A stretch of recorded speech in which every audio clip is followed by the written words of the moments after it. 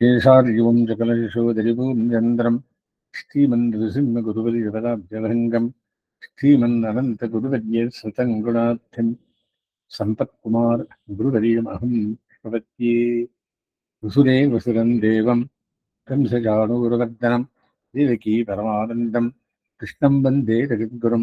ಗೀತಾ ಸುಗೀತಾ ಕರ್ತವ್ಯ ಕಿಮನ್ಯೈ ಶಾಸ್ತ್ರವಿಸ್ತರೈಃ ಯಾ ಸ್ವಯಂ ಪದ್ಮನಾಭಸ್ಯ ಮುಖಪದ್ಮಾದ್ಯನಿಸ್ಸೃತಾ. ಇಂದಿನ ದಿನ 14ನೇ ಅಧ್ಯಾಯದ ಅನುಭವ. ಈ ಅಧ್ಯಾಯಕ್ಕೆ ಗುಣತ್ರಯ ವಿಭಾಗ ಎಂದು ಹೆಸರು. ಅದರಲ್ಲಿ 27 ಶ್ಲೋಕಗಳಿವೆ ಮತ್ತು 4 ವಿಷಯಗಳಿವೆ. ಇದು ಪ್ರಕೃತಿಯ ವಿವೇಚನೆ. ಆತ್ಮವಿವೇಚನೆಯನ್ನು ಕ್ಷೇತ್ರಾಧ್ಯಾಯದಲ್ಲಿ ಮಾಡಿ ಪ್ರಕೃತಿ ಗುಣಗಳಿಂದ ಸಮುಚ್ಚಯವಾಗಿರತಕ್ಕಂಥ ಪ್ರಕೃತಿ ವಿಷಯವನ್ನ ಗುಣತ್ರಯ ವಿಭಾಗದಲ್ಲಿ ಹೇಳಿ, ಈಶ್ವರ ವಿಷಯವನ್ನ 15ನೇ ಅಧ್ಯಾಯದಲ್ಲಿ ಹೇಳಿ, ತತ್ತತ್ರಯ ವಿವೇಚನೆಯನ್ನ 13, 14, 15ನೇ ಅಧ್ಯಾಯಗಳಲ್ಲಿ ಭಗವಂತ ಕೃಷ್ಣ ಪರಮಾತ್ಮ ತಿಳಿಸುತ್ತಾನೆ. ಈಗ 13ನೇ ಅಧ್ಯಾಯದಲ್ಲಿ ಪರಸ್ಪರ ಸಂಬಂಧ ಹೊಂದಿರುವ ಪ್ರಕೃತಿ ಮತ್ತು ಪುರುಷರ ನಿಜಸ್ವರೂಪವನ್ನು ಉಪದೇಶಿಸಲಾಯಿತು. ಅಮಾನಿತ್ವಮದಂಭಿತ್ವಂ ಅಹಿಂಸಾ ಕ್ಷಾಂತಿರಾರ್ಜವಂ ಮೊದಲಾದವುಗಳನ್ನು ಬೆಳೆಸಿಕೊಂಡವನು ಭಗವಂತನಲ್ಲಿ ಭಕ್ತಿ ಹೊಂದಿ ಪ್ರಕೃತಿಯ ಬಂಧನದಿಂದ ಮುಕ್ತನಾಗುವನೆಂದು ಹೇಳಲಾಯಿತು. ಸತ್ವಾದಿ ಗುಣಮಯವಾದ ಸುಖದುಃಖಗಳಲ್ಲಿ ಸಂಘವನ್ನು ಹೊಂದಿರುವುದು ಬಂಧನಕ್ಕೆ ಕಾರಣವೆಂದು ಹೇಳಲಾಯಿತು. ಈ 14ನೇ ಅಧ್ಯಾಯದಲ್ಲಿ ಆತ್ಮನನ್ನು ಗುಣಗಳು ಬಂಧಿಸುವ ಪ್ರಕಾರಗಳು, ಅವುಗಳ ಕರ್ತೃತ್ವ, ಅವುಗಳ ನಿವರ್ತನ ಮತ್ತು ಸಾತ್ವಿಕ, ರಾಜಸ, ತಾಮಸ ಪ್ರಕೃತಿಯವರು ಪಡೆಯುವ 3 ಗತಿಗಳ ವಿಷಯ. ಕೈವಲ್ಯಾರ್ಥಿ, ಐಶ್ವರ್ಯಾರ್ಥಿ, ಭಗವಚ್ಚರಣಾರ್ಥಿ, ಇವರು 3 ಗತಿ ಪಡೆಯುವವರು. ಅವುಗಳ ವಿಷಯ, ಈ ಅಂಶಗಳನ್ನು ಈ ಅಧ್ಯಾಯದಲ್ಲಿ ಹೇಳಿದೆ. ಕೃಷ್ಣ ಪರಮಾತ್ಮ ತಾನೇ ಶುರು ಮಾಡುತ್ತಾನೆ ಇದರಲ್ಲಿ. ಏನಂತ? ಪ್ರಕೃತಿ ಮತ್ತು ಪುರುಷರನ್ನು ಕುರಿತಂತೆ ಇದುವರೆಗೆ ಹೇಳಿದ್ರಿಂದ ಕೇಳಿದೆಯಷ್ಟೇ. ಈಗ ಹೇಳಿದಕ್ಕಿಂತ ಬೇರೆಯಾದ ಕೆಲವು ವಿಷಯಗಳನ್ನು ಹೇಳುತ್ತೇನೆ. ಈ ಜ್ಞಾನವು ಪ್ರಕೃತಿ ಪುರುಷರಿಗೆ ಸಂಬಂಧಿಸಿದ್ದೆ. ಇದು ಸತ್ವ ಮೊದಲಾದ ಗುಣಗಳಿಗೆ ಸಂಬಂಧಿಸಿದ್ದು. ಪ್ರಕೃತಿ ಪುರುಷರನ್ನು ಕುರಿತ ಜ್ಞಾನಗಳಲ್ಲೆಲ್ಲ ಈಗ ನಾನು ಹೇಳುವ ಜ್ಞಾನ ಉತ್ತಮವಾದುದು. ಈ ಜ್ಞಾನವನ್ನು ಪಡೆದುಕೊಂಡು ಇದನ್ನೇ ಮನನ ಮಾಡಿ ಎಲ್ಲಾ ಮುನಿಗಳು ಸಂಸಾರ ಮಂಡಲದಿಂದ ದೂರವಾಗಿ ಪರಿಶುದ್ಧಾತ್ಮ ಸ್ವರೂಪದ ಪ್ರಾಪ್ತಿಯನ್ನು ಹೊಂದಿದರು. ಅಪ್ಪ ಅರ್ಜುನ, ನಾನು ಈಗ ತಿಳಿಸುವ ಈ ಜ್ಞಾನವನ್ನು ಆಶ್ರಯಿಸುವವರು ನನ್ನೊಡನೆ ಸಾಮ್ಯವನ್ನು ಹೊಂದುತ್ತಾರೆ. ಪರಮಸಾಮ್ಯಾಪತ್ತಿ ಅಂತ ಏನು ಹೇಳ್ತೀವೋ ಅದನ್ನು ಪಡೆಯುತ್ತಾರೆ. ಸೃಷ್ಟಿಕಾಲದಲ್ಲಿ ಅವರು ಹುಟ್ಟಿಗೊಳಗಾಗುವುದಿಲ್ಲ, ಹಾಗೆ ಪ್ರಳಯಕಾಲದಲ್ಲಿ ಸಾವಿಗೂ ಒಳಗಾಗುವುದಿಲ್ಲ. ಜನ್ಮ ಮರಣಗಳನ್ನು ಅವರು ದಾಟಿ ಇರುತ್ತಾರೆ. ಹೇ ಅರ್ಜುನ, ಪ್ರಕೃತಿಯ ಗುಣಗಳಾದ ಸತ್ವರಜಸ್ತಮಸ್ಸುಗಳು ಪುರುಷನನ್ನು ಹೇಗೆ ಬಂಧಿಸುತ್ತವೆ ಎಂಬುದನ್ನು ತಿಳಿಸುತ್ತೇನೆ. ಕಮರು ಬಿಟ್ಟು ಕೇಳು. ಈ ಗುಣಗಳು ಪುರುಷನನ್ನು ಬಂಧಿಸುವುದಕ್ಕೆ ಕಾರಣ ಯಾವುದೆಂದರೆ ಪ್ರಕೃತಿ ಪುರುಷರ ಸಂಸರ್ಗ. ಅದು ನನ್ನಿಂದಲೇ ಆದದು. ಎಲ್ಲಾ ಪ್ರಾಣಿಜಾತಗಳು ಆ ಪ್ರಕೃತಿ ಪುರುಷ ಸಂಸರ್ಗದಿಂದಲೇ ಹುಟ್ಟಿದವು. ಭೂಮಿ, ಜಲ, ಅಗ್ನಿ, ವಾಯು, ಆಕಾಶ, ಮನಸ್ಸು, ಬುದ್ಧಿ, ಅಹಂಕಾರ ಎಂದು 8 ಬಗೆಯಾಗಿರುವ ನನ್ನ ಅಪರಾ ಪ್ರಕೃತಿ ಮಹದ್ ಬ್ರಹ್ಮ ಎಂದು ಪ್ರಸಿದ್ಧವಾಗಿದೆ. 7ನೇ ಅಧ್ಯಾಯದಲ್ಲಿ ಭೂಮಿರಾಪೋ ನಲೋ ವಾಯು ಖಂ ಮನೋ ಬುದ್ಧಿರೇವ ಚ ಅಹಂಕಾರ ಇತಿ ಎಮ್ಮೆ ಭಿನ್ನ ಪ್ರಕೃತಿರಷ್ಟಧಾ ಅಂತ ಹೇಳಿದ್ದೆ ರಿಪೀಟ್ ಮಾಡ್ತಾ ಇದ್ದಾರೆ. ಅಂದರೆ ಈ ಅಚೇತನ ಪ್ರಕೃತಿಯಲ್ಲಿ ಚೇತನ ಸಮೂಹವಾದ ಗರ್ಭವನ್ನು ನಾನು ಇಳುತ್ತೇನೆ. ಭೋಗಕ್ಷೇತ್ರವಾದ ಅಚೇತನ ಪ್ರಕೃತಿಯೊಡನೆ ಭೋಕ್ತೃವರ್ಗವಾದ ಚೇತನ ಪ್ರಕೃತಿಯನ್ನು ಹೀಗೆ ನಾನೇ ಸಂಯೋಜನೆಗೊಳಿಸುತ್ತೇನೆ. ನನ್ನ ಸಂಕಲ್ಪದಿಂದಾದ ಈ ಪ್ರಕೃತಿಗಳು ಎರಡರ ಸಂಯೋಗದಿಂದಲೇ ಬ್ರಹ್ಮನಿಂದ ಹಿಡಿದು ಹುಲ್ಲಿನ ಹೆಸರಿನವರೆಗೆ ಸಮಸ್ತ ಪದಾರ್ಥಗಳು ಸೃಷ್ಟಿಯಾಗುತ್ತದೆ. ಇಷ್ಟೇ ಅಲ್ಲ, ಬ್ರಹ್ಮದೇವರಿಂದ ಆಗುವ ಮುಂದಿನ ಸೃಷ್ಟಿಗೂ ಪ್ರಳಯಕ್ಕೂ ಹಾಗೂ ಕ್ಷುದ್ರವಾದ ಜಂತುಗಳ ಸೃಷ್ಟಿಗೂ ನಾನೇ ಕಾರಣ. ಅವುಗಳೆಲ್ಲ ನನ್ನ ಸಂಕಲ್ಪದಿಂದಲೇ ಆಗುವುವು. ಯಾವ ಯಾವ ಪ್ರಾಣಿಗಳು ದೇವ, ಗಂಧರ್ವ, ಯಕ್ಷ, ರಾಕ್ಷಸ, ಮನುಷ್ಯ, ಪಶು, ಮೃಗ, ಪಕ್ಷಿ, ಕ್ರಿಮಿ, ಕೀಟಾದಿಗಳ ಯೋನಿಗಳಲ್ಲಿ ಜನಿಸುತ್ತವೆಯೋ ಅವುಗಳೆಲ್ಲಕ್ಕೂ ಚೇತನ ವರ್ಗದೊಡನೆ ಕೂಡಿದ ಅಚೇತನ ಪ್ರಕೃತಿಯು ಕಾರಣ. ಮತ್ತು ನಾನು ಅವುಗಳಿಗೆ ಬೀಜಪ್ರದನಾದ ತಂದೆ. ಅವರವರ ಕರ್ಮಕ್ಕನುಗುಣವಾಗಿ ಚೇತನರನ್ನು ಅಚೇತನನೊಡನೆ ಸಂಯೋಜಿಸುವವನು ನಾನೇ. ಅರ್ಜುನ, ಸೃಷ್ಟಿಕಾರದಲ್ಲಿ ತಮ್ಮ ತಮ್ಮ ಪ್ರಾಚೀನ ಕರ್ಮದ ಕಾರಣ ಅಚೇತನದೊಡನೆ ಸಂಸರ್ಗವನ್ನು ಹೊಂದಿ ದೇವ, ಮನುಷ್ಯ ಮೊದಲಾದ ಯೋನಿಗಳಲ್ಲಿ ಹುಟ್ಟುವ ಚೇತನರು ಮತ್ತೆ ಮತ್ತೆ ದೇವಾದಿ ಯೋನಿಗಳಲ್ಲಿ ಹುಟ್ಟುತ್ತಾರೆ. ಡೌಟ್ ಬಂದು ಅರ್ಜುನ್ಗೆ ಏನ್ ಕೇಳಿದಾನೆ? ಪ್ರಭೋ, ಅವರು ಮತ್ತೆ ಮತ್ತೆ ಇಲ್ಲಿ ಹುಟ್ಟುವುದಕ್ಕೆ ಕಾರಣವೇನು? ಅವರ ಪ್ರಾಚೀನ ಕರ್ಮಕ್ಕನುಸಾರವಾಗಿ ನಿನ್ನ ಸಂಕಲ್ಪದಂತೆ ಅಚಿತ್ ಸಂಪರ್ಕ ಉಂಟಾಗುವುದೆಂದು ಹೇಳಿದೆ. ಅವರ ಪ್ರಾಚೀನ ಕರ್ಮ ಆ ರೀತಿಯ ಹುಟ್ಟಿನಿಂದ ತೀರುವುದಿಲ್ಲವೇ? ಹಾಗೆ ಆರಂಭವಾದ ಶರೀರ ಆ ಕರ್ಮ ಮುಗಿದ ಮೇಲೆ ನಾಶವಾಗಬೇಕಷ್ಟೇ. ಆತ್ಮನಂತೂ ಸ್ವತಃ ವಿಶುದ್ಧನಾದವನು. ಹಾಗೆ ಆ ಕರ್ಮ ಮುಗಿದ ಮೇಲೆ ಆ ಶರೀರ ಹೋದಾಗ ಮತ್ತೆ ಇವನು ಏಕೆ ಹುಟ್ಟುತ್ತಾನೆ? ಪ್ರಶ್ನೆ. ಇವನಿಗೆ ಡೌಟ್ ಅನ್ನೋದು ಪ್ರಶ್ನೆಗೆ ಇರ್ತಾನೆ. ಅರ್ಜುನ, ಪ್ರಕೃತಿಯಲ್ಲಿ ಸ್ವರೂಪತಃ 3 ಗುಣಗಳಿವೆ. ಸತ್ವ, ರಜಸ್ಸು ಮತ್ತು ತಪಸ್ಸು ಎಂಬುವು ಅವು. ಇವು ಪ್ರಕೃತಿಯ ಅಸಾಧಾರಣವಾದ ಧರ್ಮ ವಿಶೇಷಗಳು. ಇವುಗಳು ಉಂಟು ಮಾಡುವ ಸತ್ವದಿಂದ ಪ್ರಕಾಶ, ರಜಸ್ಸಿನಿಂದ ಪ್ರವೃತ್ತಿ, ತಮಸ್ಸಿನಿಂದ ಮೋಹ ಎಂಬ ಪ್ರತ್ಯಕ್ಷವಾದ ಕಾರ್ಯಗಳಿಂದ ಇವುಗಳನ್ನು ನಾವು ತಿಳಿಯಬೇಕು. ಈ ಗುಣಗಳು ಮೂಲ ಪ್ರಕೃತಿ ಅವಸ್ಥೆಯಲ್ಲಿ ಪ್ರಕಟವಾಗುವುದಿಲ್ಲ. ಆದರೆ ಮಹತ್ತು, ಅಹಂಕಾರ ಮೊದಲಾದವುಗಳಲ್ಲಿ ಕಂಡುಬಂದು ಅವುಗಳಿಂದಾದ ದೇವ, ಮನುಷ್ಯ ಮೊದಲಾದ ದೇಹದಲ್ಲಿ ಪ್ರಕಟವಾಗುತ್ತದೆ. ಒಂದು ಗಿಡದ ಬೀಜದಲ್ಲಿ ಅಥವಾ ಕಾಂಡ ಶಾಖೆಗಳಲ್ಲಿ ಪ್ರಕಟವಾಗದ ಗಂಧಾದಿಗಳು ಹೂ ಮತ್ತು ಹಣ್ಣುಗಳಲ್ಲಿ ಕಂಡುಬರುವಂತೆ ಪ್ರಕೃತಿಯ ಗುಣಗಳು ಪ್ರಕೃತಿಯ ವಿಕಾರವಾದ ದೇಹದಲ್ಲಿ ಕಂಡುಬರುತ್ತವೆ. ಸತ್ವ, ರಜಸ್ಸು ಮತ್ತು ತಮಸ್ಸು ಎಂಬ ಈ ಗುಣಗಳು ದೇಹ ಸಂಬಂಧವನ್ನು ಹೊಂದಿರುವ ಚೇತನನನ್ನು ಕಟ್ಟಿಹಾಕುತ್ತವೆ. ಚೇತನನು ಸ್ವತಃ ಗುಣ ಸಂಬಂಧವನ್ನು ಹೊಂದುವ ಸ್ವಭಾವದವಲ್ಲವಾದರೂ ಅವನ ದೇಹ ಸಂಬಂಧವನ್ನು ಹೊಂದಿರುವ ಉಪಾಧಿಯ ಕಾರಣ ಅವನನ್ನು ಗುಣಗಳು ಬಂಧಿಸುತ್ತವೆ. ಈ ಗುಣಗಳ ಬಂಧದ ಕಾರಣವೇ ಅವನ ವಿವಿಧವಾದ ವ್ಯಾಪಾರಗಳನ್ನು ಕೈಕೊಂಡು ಅವುಗಳ ಪರಿಣಾಮವಾಗಿ ಮತ್ತೆ ಮತ್ತೆ ಇಲ್ಲಿ ಹುಟ್ಟುತ್ತಾನೆ. ಸರಿ, ತಿರುಗಿ ಡೌಟ್ ಬಂದ್ಬಿಡ್ತು. ಭಗವನ್ ಸತ್ಯಾಸರಸ್ಸು ತಮಸ್ಸುಗಳೆಂಬ 3 ಗುಣಗಳು ಪುರುಷನನ್ನು ಬಂಧಿಸುತ್ತವೆ ಎಂದು ನೀನು ಹೇಳಿದೆಯಲ್ಲ, ಆ ಗುಣಗಳ ಪ್ರಕಾರವನ್ನು, ಅವುಗಳು ಉಂಟು ಮಾಡುವ ಬಂಧನ ಪ್ರಕಾರವನ್ನು ದಯವಿಟ್ಟು ತಿಳಿಸಬೇಕು. ಓಹೋ, ಈ ತಿರುವಿರುಗಳು ಹೇಗೆ ಇದನ್ನೆಲ್ಲ ಉಂಟು ಮಾಡುತ್ತೆ, ಬಂಧನವನ್ನು ಉಂಟು ಮಾಡುತ್ತೆ ತಿಳಿಸಪ್ಪ. ಸರಿ, ಕೃಷ್ಣ ಉತ್ತರ. ಅಪ್ಪ ಅನಘನವರ ಪ್ರಾರ್ಥನೆ. ಈ 3 ಗುಣಗಳಲ್ಲಿ ಸತ್ವ ಶುದ್ಧವಾದುದು, ನಿರ್ಮಲವಾದುದು. ಆದ್ದರಿಂದ ಅದು ಪ್ರಕಾಶಕ.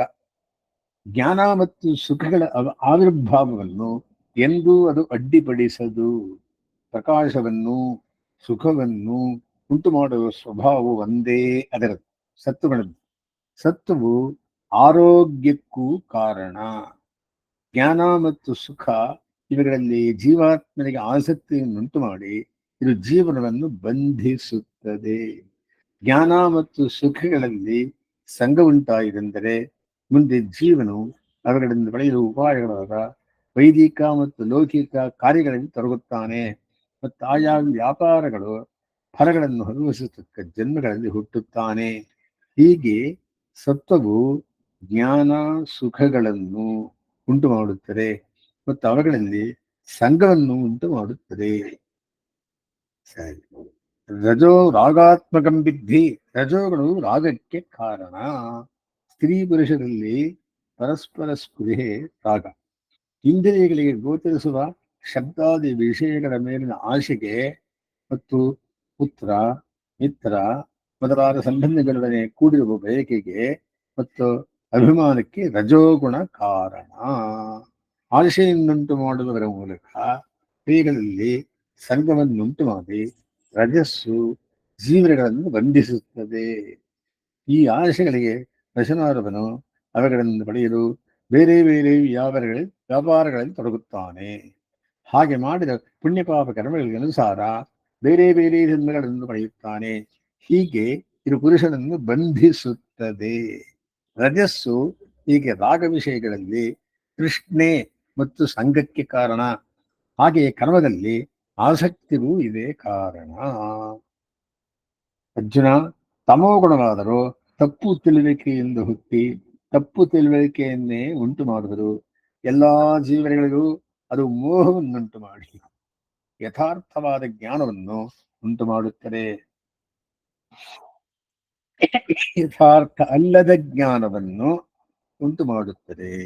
ಮಾಡಲೇಬೇಕಾದ ಕೆಲಸವನ್ನು ಬಿಟ್ಟು ಮಾಡಬಾರದ ಕೆಲಸದಲ್ಲಿ ಪ್ರವೃತ್ತಿಯನ್ನು ಅದು ಉಂಟು ಮಾಡುತ್ತದೆ. ಇದು ಪ್ರಮಾದ. ಮಾಡಲೇಬೇಕಾದ ಕೆಲಸವನ್ನು ಆರಂಭ ಮಾಡದೆ ಇರುವ ಆಲಸ್ಯವನ್ನು ಇದು ಉಂಟು ಮಾಡುತ್ತದೆ. ಎಲ್ಲ ಇಂದ್ರಿಯಗಳ ವ್ಯಾಪಾರವನ್ನು ನಿಲ್ಲಿಸುವಂತಹ ನಿದ್ರೆಯನ್ನು ಇದು ಉಂಟು ಮಾಡುತ್ತದೆ. ಬಾಹ್ಯೇಂದ್ರಿಯಗಳ ವ್ಯಾಪಾರವು ನಿಂತಾಗ ಸ್ವಪ್ನವೂ, ಮನಸ್ಸಿನ ವ್ಯಾಪಾರವು ನಿಂತಾಗ ಸುಷುಪ್ತಿಯೂ ಆಗುವುವು. ಇವೆಲ್ಲ ನಿದ್ರೆಯ ಪ್ರಕಾರಗಳೇ.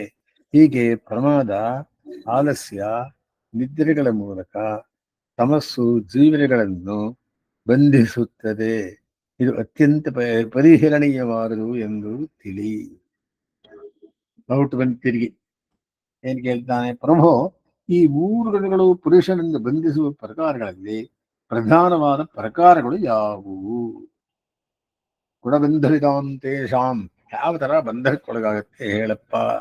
ಅರ್ಜುನ, ಸುಖದಲ್ಲಿ ಸಂಘವನ್ನುಂಟು ಮಾಡುವುದು ಸತ್ತರ ಪ್ರಧಾನ ಕಾರ್ಯ.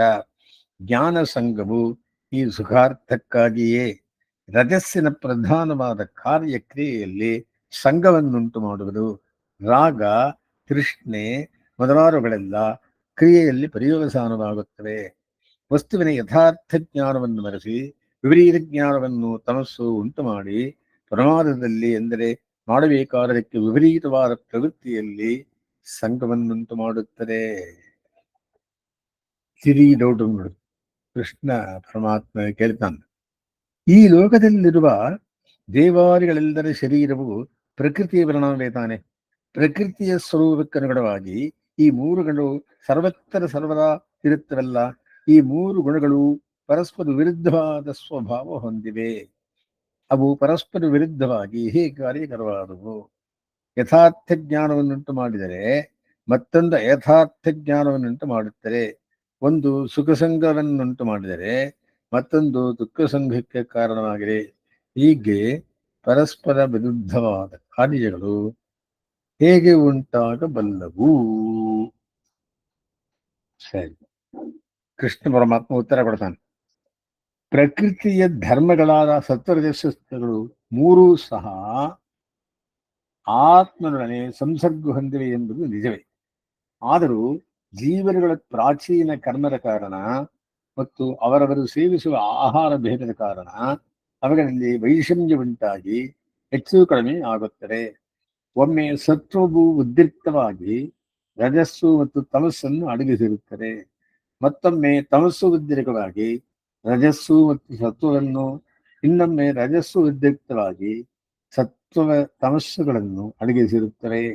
ಹೀಗೆ ಒಂದು ಗುಣ ಉಳಿದೆರಡು ಗುಣಗಳಿಗಿಂತ ಹೆಚ್ಚಾಗಿ ಉದ್ರಿಕ್ತವಾಗಿ ಅವುಗಳನ್ನು ಅಡಗಿಸಿರುತ್ತದೆ. ಹೀಗಾಗಿ ಆಗ ಪ್ರಚುರವಾದ ಗುಣಕಾರ್ಯಕರವಾಗುತ್ತದೆ. ಆದುದರಿಂದಲೇ ಇಲ್ಲಿ ಯಾವ ವಿರೋಧವೂ ಇಲ್ಲವೆಂದು ತಿಳಿ.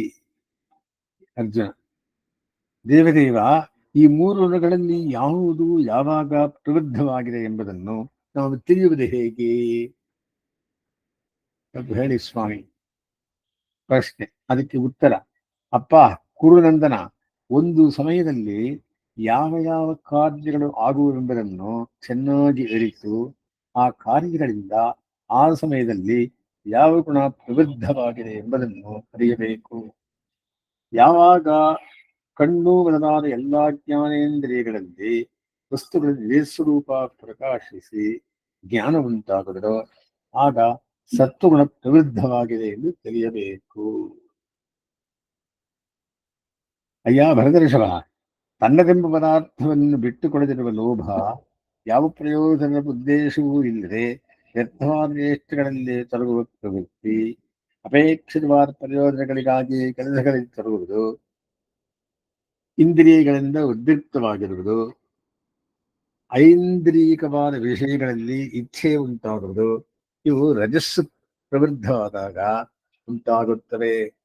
ಜ್ಞಾನ ಉಂಟಾಗದೆ ಇರುವುದು ಆಲಸ್ಯ, ಅಕಾರ್ಯಗಳಲ್ಲಿ ತೊಡಗುವಂತಹ ಪ್ರಮಾದ, ವಿಪರೀತ ಜ್ಞಾನ, ಇವುಗಳು ತಮಸ್ಸು ಪ್ರವೃದ್ಧವಾದಾಗ ಉಂಟಾಗುತ್ತವೆ. ಅರ್ಜುನ, ತನ್ನಲ್ಲಿ ಸತ್ವವು ಪ್ರವೃದ್ಧವಾಗಿದ್ದಾಗ ಒಬ್ಬನು ಮರಣ ಹೊಂದಿದರೆ ಆದರೆ ಅಂಥವನು ಆತ್ಮಸ್ವರೂಪವನ್ನು ಅರಿತವರು, ಪರಿಶುದ್ಧರು ಆದವರನ್ನು ಸೇರುತ್ತಾನೆ. ಅಂದರೆ ಆತ್ಮಜ್ಞಾನಿಗಳ ಕುಲದಲ್ಲಿ ಹುಟ್ಟಿ ಆತ್ಮನ ನಿಜವಾದ ಅರಿವನ್ನು ಪಡೆಯಲು ಸಾಧನವಾದ ಪುಣ್ಯಕರ್ಮಗಳನ್ನು ಮಾಡಲು ತಕ್ಕವನಾಗಿದ್ದಾನೆ.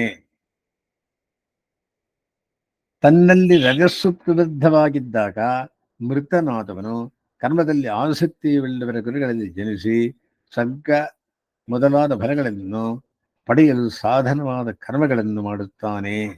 ಆದರೆ ತಮಸ್ಸು ಪ್ರವೃದ್ಧವಾದಾಗ ಮೃತನಾದವನು ನಾಯಿ, ನರಿ ಮೊದಲಾದ ಜನ್ಮಗಳಲ್ಲಿ ಹುಟ್ಟುತ್ತಾನೆ. ಪುರುಷಾರ್ಥಗಳನ್ನು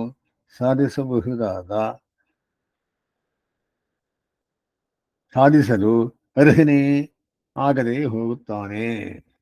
ಅರ್ಜುನ, ಸತ್ವ ಪ್ರವೃದ್ಧಿಯಾದಾಗ ಮೃತ್ಯು ಹೊಂದಿದವನು ಆತ್ಮಜ್ಞರ ಕುಲದಲ್ಲಿ ಹುಟ್ಟಿ ತನ್ನ ಆರಾಧನೆಯನ್ನು ನಿಷ್ಕಾಮವಾಗಿ ಮಾಡಿದ ಪುಣ್ಯಕರ್ಮಗಳ ಕಾರಣ ಇನ್ನೂ ಅಧಿಕವಾದ ಸತ್ವ ಪಡೆದು ದುಃಖಕಂತವೂ ಇಲ್ಲದ ಉತ್ತಮ ಫಲವನ್ನು ಹೊಂದುತ್ತಾನೆ. ಆದರೆ ರಜಸ್ಸು ಪ್ರವೃದ್ಧವಾದಾಗ ಮೃತನಾದವನು ಕರ್ಮಸಂಗವುಳ್ಳವರ ಕುಲದಲ್ಲಿ ಹುಟ್ಟಿ ಸ್ವರ್ಗಾದಿ ಫಲಾಪೇಕ್ಷೆಯಿಂದ ಕರ್ಮಗಳನ್ನು ಮಾಡುತ್ತಿರುವನು.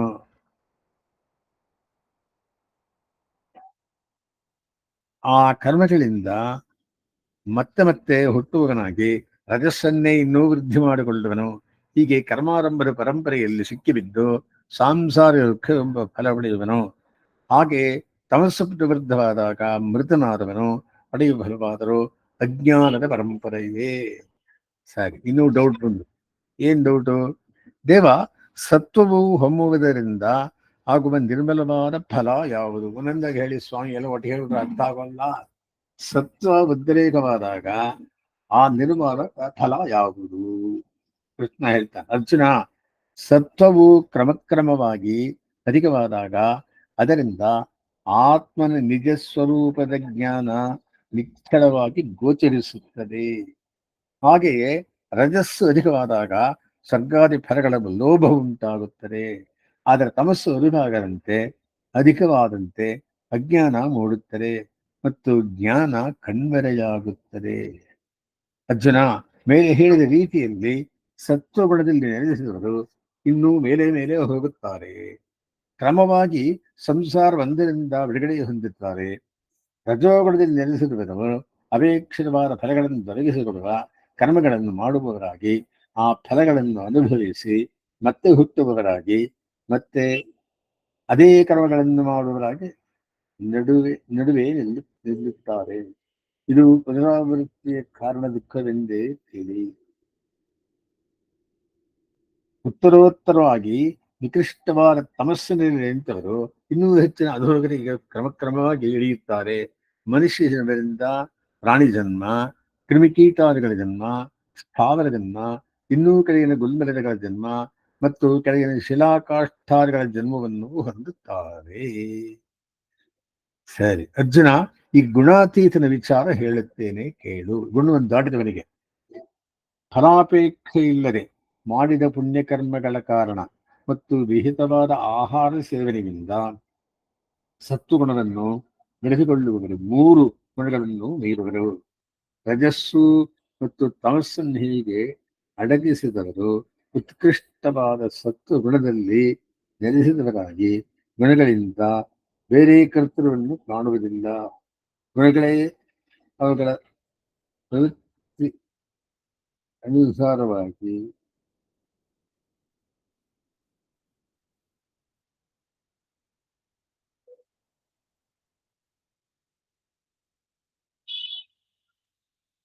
ಕರ್ತೃಗಳೆಂದು ಕಾಣುತ್ತಾರೆ. ಕರ್ತೃಗಳಾದ ಗುಣಗಳಿಗಿಂತಲೂ ಬೇರೆಯವನಾದ ಅಕರ್ತಾರನಾದ ಆತ್ಮನನ್ನು ಅರಿಯುತ್ತಾರೆ. ಅಂಥವರು ನನ್ನ ಭಾವವನ್ನು ಹೊಂದುತ್ತಾರೆ. ಸ್ವರೂಪತಃ ಪರಿಶುದ್ಧನಾದ ಆತ್ಮನಿಗೆ ಪ್ರಾಚೀನ ಕರ್ಮದ ಕಾರಣ ಗುಣಸಂಗ ಉಂಟಾಗಿ ಸಾಂಸಾರಿಕವಾದ ಮತ್ತು ಗುಣಮಯವಾದ ಬೇರೆ ಬೇರೆ ಕೆಲಸಗಳಲ್ಲಿ ಕರ್ತೃತ್ವ ಉಂಟಾಗುತ್ತದೆ. ಪುಣ್ಯ ಪಾಪರೂಪವಾದ ಲೌಕಿಕವಾದ ಈ ಬಗೆ ಕರ್ಮಗಳಲ್ಲಿ ಅವನಿಗೆ ಸಹಜವಾದ ಕರ್ತೃತ್ವವಿಲ್ಲ.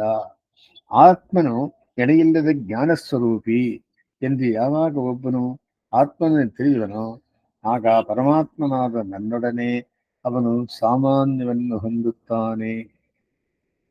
ಅರ್ಜುನ ಕ್ವಶನ್, ದೇವ ಕರ್ತೃತ್ವಗಳಿಗಾಗಿ ಉದ್ದೇಶಿಸಿದ ರಾಜ್ಯಭಾರ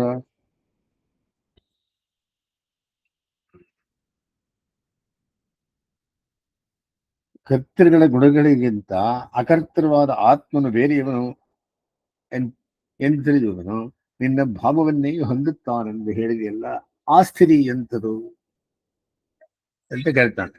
ಯಾವಾತನು ದೇಹವನ್ನು ಆಶ್ರಯಿಸಿರುವ ಸತ್ವ ಗುಣಗಳನ್ನು ದಾಟಿ ಜ್ಞಾನೈಕ ಸ್ವರೂಪನಾದ ಆತ್ಮನನ್ನು ಕಾಣುತ್ತಾನೋ ಅವನು ಹುಟ್ಟು, ಸಾವು, ಮುಪ್ಪು, ದುಃಖ ಇವುಗಳಿಂದ ಬೆಳೆಯಲ್ಪಟ್ಟವನಾಗಿ ಅಮೃತನಾದ ಆತ್ಮನನ್ನು ಸಾಕ್ಷಾತ್ಕರಿಸಿ ಅನುಭವಿಸುತ್ತಾನೆ. ಈ ಪರಿಶುದ್ಧಾತ್ಮಾನುಭವವು ನನ್ನ ಭಾವಕ್ಕೆ ಸಮನಾರದು ಎಂದು ತಿಳಿ. ಈಗ ನಾವೆಲ್ಲ ಬದ್ಧಾತ್ಮರು, ನಮಗೆ ಮರಣವಾனால் ವೈಹುಂತ ಪಡ್ಕೊಂಬಂತ ಹೇಳಿದ್ದಾರೆ. ಅಂತ ಸಮಯದಲ್ಲಿ ನಮ್ದು ಬದ್ಧಾತ್ಮನಾದವನು ಶುದ್ಧಾತ್ಮನಾಗುತ್ತಾನೆ. ಶುದ್ಧಾತ್ಮನಾದರೆ ಅಷ್ಟಗುಣ ಪ್ರಾದುರ್ಭಾವವಾಗುತ್ತೆ. ಅದರಿಂದ ನಮಗೆ ನಮ್ಮ ಆತ್ಮನಿಗೆ ಅನೇಕ ಒಳಿತುಂಟಾಗುತ್ತೆ ಎಂದು ಹೇಳ್ಕೊಂಡ್ಬರ್ತಾರೆ. ಅದನ್ನೇ ತಿಳಿಸ್ತಾ ಇದ್ದಾರೆ. ಈ ಪರಿಶುದ್ಧಾತ್ಮ ಅನುಭವವು ನನ್ನ ಭಾವಕ್ಕೆ ಸಮನಾರದು ಎಂದು ತಿಳಿ. ಸರಿ, ಇವ ತಿರುಗಿ ಪ್ರಶ್ನೆ ಬಂದ್ಬಿಡುತ್ತೆ ಕೃಷ್ಣ ಅರ್ಜುನರಿಗೆ. ಪ್ರಗಳನ್ನೇ ಮೂರು ಗುಣಗಳನ್ನು ದಾಟಿದವನ ವಿಶಿಷ್ಟವಾದ ಲಕ್ಷಣಗಳಾವುವು? ಗುಣಾತೀತ ಲಕ್ಷಣ ಹೇಳಿ ಅವನ ಸ್ವರೂಪವನ್ನು ತಿಳಿಸುವ ಆಚಾರಗಳಾವುವು? ಅವನನ್ನು ಯಾವ ಉಪಾಯವನ್ನ ಆಶ್ರಯಿಸಿ ಸತ್ವಾದಿ ಮೂರು ಗುಣಗಳನ್ನು ದಾಟುತ್ತಾನೆ? ಸರಿ, ಇವರಿಗೆ ಉತ್ತರ ಹೇಳೋದು ಒಂದು ಪ್ರಶ್ನೆ ಕೇಳುವುದು ಏನು? ಅರ್ಜುನ, ಆತ್ಮ ವ್ಯತಿರಿಕ್ತವಾದ ವಸ್ತುಗಳು ಇಷ್ಟವಾದವು, ಅನಿಷ್ಟವಾದವು ಎಂದು ಎರಡು ಬಗೆಯಾಗಿವೆ. ಆತ್ಮ ಅತಿರಿಕ್ತ ವಿಷಯ. ಇವುಗಳಲ್ಲಿ ತಮಗೆ ಒದಗಿದ ಅನಿಷ್ಟವಾದವನ್ನು, ಅವುಗಳಿಗೆ ಕಾರಣವಾದವುಗಳನ್ನು ಸಾಮಾನ್ಯ ಜನರು ದ್ವೇಷಿಸುತ್ತಾರಷ್ಟೇ. ಹಾಗೆಯೇ ಇಷ್ಟವಾದದ್ದು ಅದಕ್ಕೆ ಕಾರಣವಾಗದ್ದು ತಪ್ಪಿ ಹೋದಾಗ ಅವುಗಳಿಗೆ ಹಾಗೆ ಬಯಸುತ್ತಾರೆ. ಆದರೆ ಗುಣಾತೀತ ಲಕ್ಷಣ ಬೇರೆ. ಸತ್ವ, ರಜಸ್ಸು ಮತ್ತು ತಮಸ್ಸುಗಳ ಕಾರ್ಯಗಳಾದ ಪ್ರಕಾಶ, ಪ್ರವೃತ್ತಿ, ಮೋಹ ಮೊದಲಾದವುಗಳಲ್ಲಿ ತನಗೆ ಇಷ್ಟವಲ್ಲದ ಗುಣಕಾರ್ಯಗಳ ಒದಗಿ ಬಂದಾಗ ಅವುಗಳನ್ನು ಅವನು ದ್ವೇಷಿಸುವುದಿಲ್ಲ. ಹಾಗೆಯೇ ತನಗೆ ಇಷ್ಟವಾದ ಇಂಥದೇ ಗುಣಕಾರ್ಯಗಳು ಕಳೆದು ಹೋದಾಗ ಅವುಗಳಿಗಾಗಿ ಬಯಸುವುದಿಲ್ಲ. ಗುಣಗಳಿಗಿಂತ ವ್ಯತಿರಿಕ್ತನಾದ ಆತ್ಮನನ್ನು ಕಾಣುವುದರಲ್ಲಿ ಅವನಿಗೆ ತೃಪ್ತಿ ಉಂಟಾಗುವ ಕಾರಣ ಇತರೆ ವಿಷಯಗಳಲ್ಲಿ ಅವನು ಉದಾಸೀನದಂತೆ ಇರುತ್ತಾನೆ. ದ್ವೇಷ ಮತ್ತು ಆಕಾಂಕ್ಷೆಗಳ ಮೂಲಕ ಅವನನ್ನು ಗುಣಗಳು ಕದಲಿಸಲಾರವು. ಗುಣಗಳು ಅವುಗಳ ಅವುಗಳವುಗಳ ಕಾರ್ಯಕ್ಕೆ ಪ್ರಕಾಶ, ಪ್ರವೃತ್ತಿ, ಮೋಹಗಳಲ್ಲಿ ಪ್ರವರ್ತಿಸುತ್ತಾನೆ ಎಂದು ಅವನು ಅನುಸಂಧಾನ ಮಾಡುತ್ತಾ ಸುಮ್ಮನಿರುತ್ತಾನೆ. ಗುಣಗಳು ಗುಣಗಳ ಕಾರ್ಯಗಳಾದ ದ್ವೇಷ, ಆಕಾಂಕ್ಷೆಗಳಿಗೆ ಅನುಗುಣವಾಗಿ ಉಂಟಾಗುವ ತಾನು ಎಳ್ಳಷ್ಟು ಪ್ರವರ್ತಿಸುವುದಿಲ್ಲ. ಅರ್ಜುನ, ಈ ಗುಣಾತೀತನು ತನ್ನ ಆತ್ಮನಲ್ಲೇ ನೆಲೆ ನಿಂತವನು. ಆತ್ಮವಲ್ಲೇ ಅವನಿಗೆ ಪ್ರಿಯವಾದುದು. ಆದ್ದರಿಂದ ಆತ್ಮ ವ್ಯತಿರಿಕ್ತವಾದ ಪುತ್ರ ಜನ್ಮ ಅಥವಾ ಪುತ್ರ ಮರಣ ಮೊದಲಾದ ತೀವ್ರತರವಾದ ಸುಖಗಳಲ್ಲಿಯೂ ಸಮಚಿತ್ತನಾಗಿರುತ್ತಾನೆ. ಆತ್ಮನಲ್ಲೇ ನೆಲೆ ನಿಂತ ಕಾರಣ ಅವನು ಮಣ್ಣು, ಕಲ್ಲು, ಚಿಹ್ನೆಗಳನ್ನು ಸಮನಾಗಿ ಕಾಣುತ್ತಾನೆ. ಪ್ರಿಯರು ಮತ್ತು ಅಪ್ರಿಯರ ಬಗೆಗೆ ಏಕರೀತಿಯಾಗಿರುತ್ತಾನೆ. ಪ್ರಕೃತಿ ಮತ್ತು ಆತ್ಮರು ಬೇರೆ ಬೇರೆಯ ಸ್ವಭಾವದವರೆಂದು ಅರಿವಿನ ಬಗೆಗೆ ಕೌಶಲ್ಯ ಹೊಂದಿರುತ್ತಾನೆ. ಮನುಷ್ಯತ್ವ ಮೊದಲಾದವುಗಳು ಶರೀರಕ್ಕೆ ಸಂಬಂಧಿಸುವುದು, ಗುಣಗಳಿಗೆ ಸಂಬಂಧಿಸಿರುವುದು, ಆತ್ಮನಿಗೆ ಸಂಬಂಧಿಸಿರುವುದಲ್ಲ. ಆದರೆ ಆತ್ಮನಲ್ಲಿ ಮನುಷ್ಯತ್ವಾಭಿಮಾನವನ್ನು ಹೊಂದಿ ಗುಣ ದೋಷಗಳ ನಿಮಿತ್ತವಾಗಿ ಜನರು ಸ್ತುತಿ ಅಥವಾ ನಿಂದೆ ಮಾಡುತ್ತಾರೆ. ಆತ್ಮನು ಶರೀರಕ್ಕಿಂತ ವಿಲಿಕ್ತನಾದವನು ಎಂದು ತಿಳಿದವನು ದೇಹಕರವಾದ ಸೌಂದರ್ಯ, ಕುರೂಪಿತನ ಮೊದಲಾದ ಗುಣದೋಷಗಳ ಕಾರಣ ಮಾಡುವ ಸ್ತುತಿ ಅಥವಾ ನಿಂದೆಯನ್ನು ತನಗೆ ಸಂಬಂಧಿಸಿಲ್ಲವೆಂದು ತಿಳಿದು ಅದರಲ್ಲಿ ಪ್ರೀತಿಯನ್ನಾಗಲಿ ದ್ವೇಷವನ್ನಾಗಲಿ ತೋರುವುದಿಲ್ಲ. ಆದ್ದರಿಂದ ಅವನು ಇವುಗಳಿಗೆ ಸಮಚಿತ್ತತೆ ಹೊಂದಿರುವನು. ಈ ಸ್ತುತಿನಿಂದೆಗಳ ಪ್ರಯುಕ್ತ ಲೋಕ ವ್ಯವಹಾರದಲ್ಲಿ ಮಾಡುವ ಮಾನ ಅಥವಾ ಅಪಮಾನಗಳ ಬಗೆಗೂ ಅವನು ಸಮಚಿತ್ತನಾಗಿರುತ್ತಾನೆ. ಹಾಗೆ ಮಾನ ಮತ್ತು ಅಪಮಾನ ತೋರುವ ಮಿತ್ರರು, ಶತ್ರುಗಳ ಬಗೆಗೂ ಅವನು ಏಕರೂಪನಾಗಿರುತ್ತಾನೆ. ಸಾಂಸಾರಿಕವಾದ ಎಲ್ಲಾ ಬಗೆಯ ಕಾರ್ಯಾರಂಭಗಳನ್ನು ಅವನು ತ್ಯಾಗ ಮಾಡುವನು. ಹೀಗೆ ಮಾನಸಿಕವಾದ ದ್ವೇಷಾದಿಗಳಿಲ್ಲದವನು ಬಾಹ್ಯವಾದ ಸಾಂಸಾರಿಕ ಕಾರ್ಯ ಪ್ರವೃತ್ತಿಯನ್ನು ತ್ಯಾಗ ಮಾಡಿದವನು ಯಾವನು ಅವನ ಗುಣಾತೀತನೆಂದು ಹೇಳಲ್ಪಡುತ್ತಾನೆ. ಸರಿ, ಇನ್ನೊಂದು ಕ್ವಶನ್. ದೇವ, ಹೀಗೆ ಗುಣಾತೀತನಾಗಿ ಸಿದ್ಧಿಯನ್ನು ಪಡೆಯುವುದಕ್ಕೆ ಅತಿ ಮುಖ್ಯವಾದ ದಾರಿ ಯಾವುದು? ಅರ್ಜುನ, ಇದು ಸರಿಯಾದ ಪ್ರಶ್ನೆಯನ್ನೇ ಕೇಳಿದೆ. ಗುಣಗಳಿಗಿಂತ ಬೇರೆ ಯಾವ ಕರ್ತೃವೂ ಇಲ್ಲ ಎಂದು ತಿಳಿದು ಪ್ರಕೃತಿ ಮತ್ತು ಆತ್ಮರುಗಳಿಗಿರುವ ವೈಲಕ್ಷಣ್ಯದ ಅನುಸಂಧಾನವನ್ನು ಮಾತ್ರ ಮಾಡುವುದರಿಂದ ಗುಣಾತೀತನಾಗುವುದು ಸಾಧ್ಯವಿಲ್ಲ. ಅನಾದಿಕಾಲದಿಂದ ಬರುತ್ತಿರುವ ವಿಪರೀತವಾದ ಪ್ರಾಚೀನ ಕರ್ಮ ವಾಸನೆ ಅದಕ್ಕೆ ಅಡ್ಡಿಯಾಗುತ್ತದೆ. ಆದರೆ ಯಾವಾತನು ಸತ್ಯಸಂಕಲ್ಪನು, ಪರಮಕಾರಣನು, ಆಶ್ರಿತವತ್ಸರನು ಆದ ನನ್ನನ್ನು ಇದು ಒಮ್ಮುಖವಾದ ಮತ್ತು ದೃಢವಾದ ಭಕ್ತಿಯೋಗದಿಂದ ಸೇವಿಸುತ್ತಾನೆಯೋ ಅವನು ದಾಟಲಶಕ್ಯವಾದ ಈ ಸತ್ವಾದ ಗುಣಗಳನ್ನು ದಾಟಿ ಯಥಾವಸ್ಥಿತವು, ಅಮೃತವು, ಅವ್ಯಯವು ಆದ ಪ್ರತ್ಯಗಾತ್ಮ ಸಾಕ್ಷಾತ್ಕಾರವನ್ನು ಪಡೆಯುತ್ತಾನೆ. ಅವನು ಬ್ರಹ್ಮಭಾವಕ್ಕೆ ಯೋಗ್ಯನಾಗಿರುತ್ತಾನೆ. ಆತ್ಯಂತಿಕವೂ ಆದ ಭಕ್ತಿಯೋಗದಿಂದ ನನ್ನನ್ನು ಸೇವಿಸುವ ಮುಮುಕ್ಷುವಿಗೆ ಮೋಕ್ಷವನ್ನು ಕೊಡುವವನು ನಾನೇ ಎಂದು ತಿಳಿ. ಐಕಾಂತಿಕ ಭಕ್ತಿಯಿಂದ ಮೋಕ್ಷವನ್ನು ಕೊಡುವವನು ನಾನೇ ಎಂದು ತಿಳಿ. ಅಪ್ಪ ಅರ್ಜುನ, ಅವಿಚ್ಛಿನ್ನವಾದ ಭಕ್ತಿಯೋಗದಿಂದ ಸೇವಿಸಲ್ಪಟ್ಟ ನಾನು ಅಮೃತವೂ ಅವ್ಯಯವೂ ಆದ ಪ್ರತ್ಯಗಾತ್ಮ ಸಾಕ್ಷಾತ್ಕಾರಕ್ಕೆ ವಾಸ್ತವವಾಗಿ ಏಕೈಕವಾದ ಉಪಾಯವಾಗಿದ್ದೇನೆ. ಹಾಗೆಯೇ ನಿರತಿಶಯವಾದ ಐಶ್ವರ್ಯ ಪ್ರಾಪ್ತಿಗೂ ನಾನೇ ಏಕೈಕನಾದ ಉಪಾಯ ಮತ್ತು ವಾಸುದೇವನೇ ಸರ್ವವು ಎಂದು ತಿಳಿಯುವ ಜ್ಞಾನಿಯು ಪಡೆಯುವ ನಿರತಿಶಯವಾದ ಸುಖಕ್ಕೂ ನಾನೇ ಉಪಾಯನಾಗಿದ್ದೇನೆ. ತ್ರಿಗುಣಗಳನ್ನು ದಾಟಿ ಗುಣಾತೀತನಾಗುವುದಕ್ಕೂ ಹಾಗೆ ಗುಣಾತೀತನಾಗುವುದರ ಮೂಲಕ ಐಶ್ವರ್ಯವನ್ನಾಗಲಿ ಆತ್ಮಾನುಭವವನ್ನಾಗಲಿ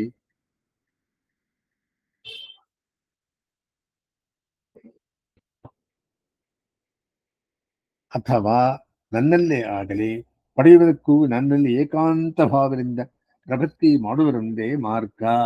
ಮಾವೇರಿಯ ಪ್ರಪದ್ಯಂತೆ ಮಾಯಾಮೇತಾಂತರಂತಿದೆ ಎನ್ನುವ ವಿಷಯವನ್ನ ಗುಣಗಳಿಂದ ಬಿಡುಗಡೆ ಹೊಂದಬೇಕಾದರೆ ನನ್ನಲ್ಲಿ ಪ್ರಪತ್ತಿ ಮಾಡಲೇಬೇಕು. ಅವ್ಯವಚರಿತವಾದ ಭಕ್ತಿ ಯೋಗದಲ್ಲಿ ಪ್ರಪತ್ತಿಯು ಅಂತರ್ಗತವಾಗಿದೆ ಎಂದಿದ್ದೀರಿ. ಅರ್ಜುನ, ಗುಣಾತೀತನಾಗುವುದಕ್ಕೆ ಇರುವ ಒಂದೇ ಒಂದು ಮಾರ್ಗವಿದು.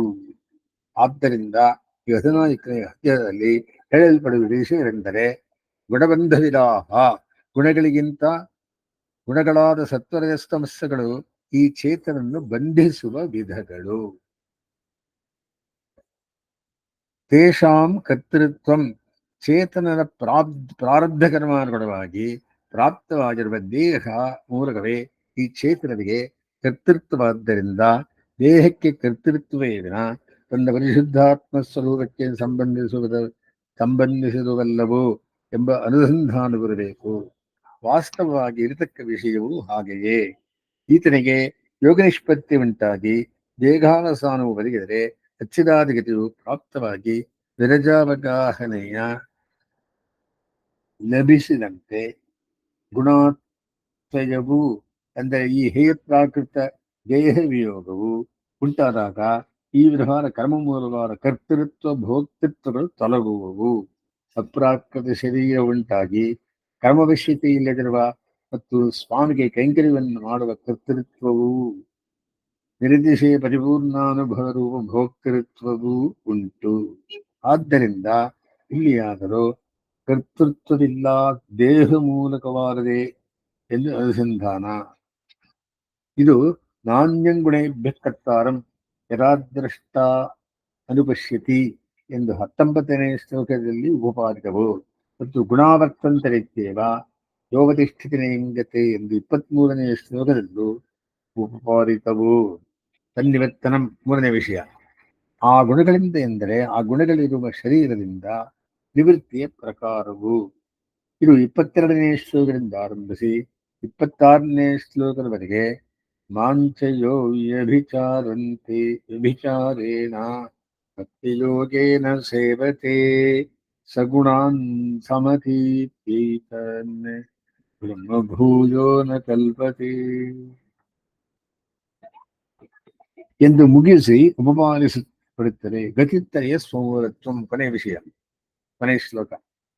3 ವಿಧ ಫಲಗಳನ್ನು ಬಯಸುವ ಭಕ್ತಿಯೋಗ ನಿಷ್ಠರಿಗೂ ಬೇಕಾದ ಪ್ರಾಪ್ತಿಗಳಿಗೆಲ್ಲ ತಾನೇ ಸಿದ್ಧೋಪಾಯವಾಗಿ ಕಾರಣನು ಎಂಬುದು ಇದು ಅಧ್ಯಾಯದ ಕೊನೆಯ ಶ್ಲೋಕದಲ್ಲಿ ಹೇಳಲ್ಪಟ್ಟಿರುತ್ತದೆ.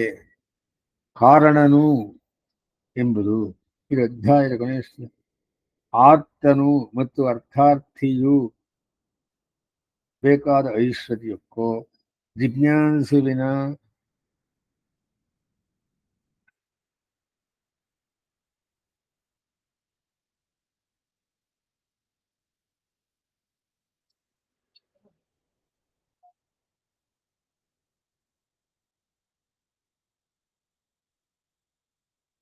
ಆರ್ತನು ಅರ್ಥಾರ್ಥಿಗಳು ಬೇಕಾದ ಐಶ್ವರ್ಯಕ್ಕೂ ಜಿಜ್ಞಾಸುವಿನ ಆತ್ಮಪ್ರಾಪ್ತಿಗೂ ಜ್ಞಾನಿಯ ಮೋಕ್ಷ ಪ್ರಾಪ್ತಿಗೂ ನಾನೇ ಕಾರಣನು ಎಂದು ಬ್ರಹ್ಮಣೋ ಹಿ ಪ್ರತಿಷ್ಠಾಹಂ ಎಂಬ ಶ್ಲೋಕದಲ್ಲಿ ಉಪಾದಿತಂ.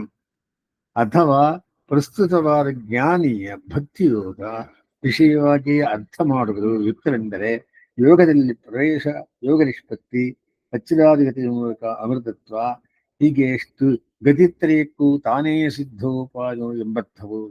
ಹೀಗೆ ಈ 4 ವಿಷಯಗಳ ಈ 14ನೇ ಅಧ್ಯಾಯದಲ್ಲಿ ಹೇಳಲ್ಪಟ್ಟವೆಂಬ ಭಾಗವು ಅವರೇ. ಊರ್ಧ್ವಂ ಗಚ್ಚಂತಿ ಸತ್ವಸ್ಥಾಃ ಅಧೋ ಗಚ್ಚಂತಿ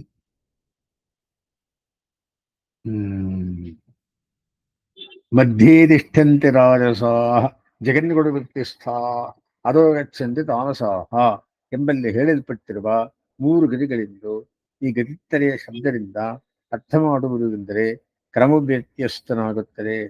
ಗುಣಾತೀತತ್ವವನ್ನು ಹೇಳಿದ ನಂತರ ತಿಳಿಸಿದ ವಿಷಯಾನುವಾದುದರಿಂದ ಈ ಅರ್ಥವು ಸರಿಯಾದಲ್ಲವೇ? ಈ ಅರ್ಥವು ಸರಿಯಾದದಲ್ಲವೋ? ತಸ್ಮಿನ್ ಸಮಾರಂಭಾಂ ಯದಿಧೇರ ಮಧ್ಯಮಾಂ ಲಕ್ಷ್ಮೀವಲ್ಲಭ ಪರ್ಯಂತಾಂ ವಂದೇ ಗುರುಪರಂಪರಾಂ.